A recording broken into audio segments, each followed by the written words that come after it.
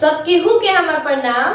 एगो जोक गीत सुनाओ तनी, सुनी जा आ कमेंट में जरूर बताई जा कि गीत कैसन लागल।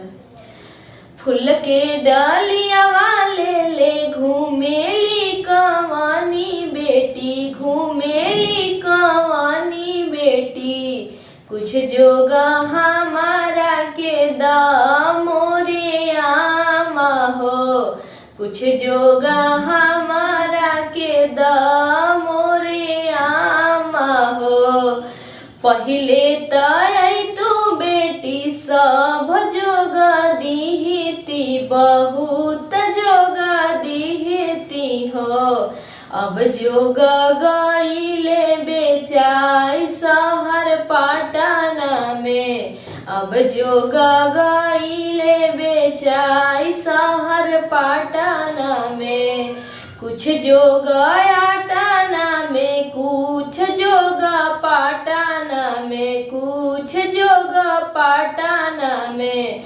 कुछ जोगा काशी बैराग शहर पटना में, कुछ जोगा काशी बैराग शहर पटना में।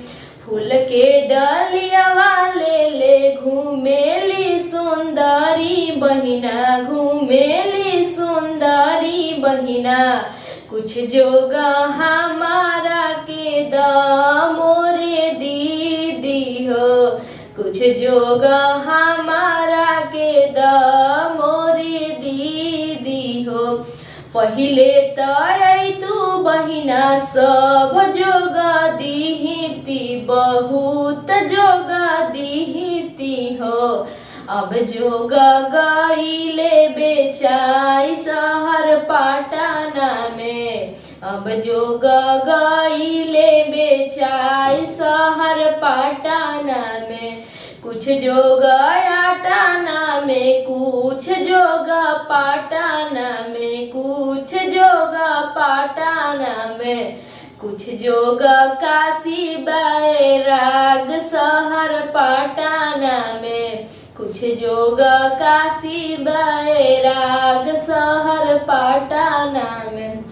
ऐसे ही ये गीत चाची के, मामी के, भाभी के, सब केहू के नाम ले लेके आगे गावल जाला। बहुत बहुत धन्यवाद ई जोक गीत सुने के।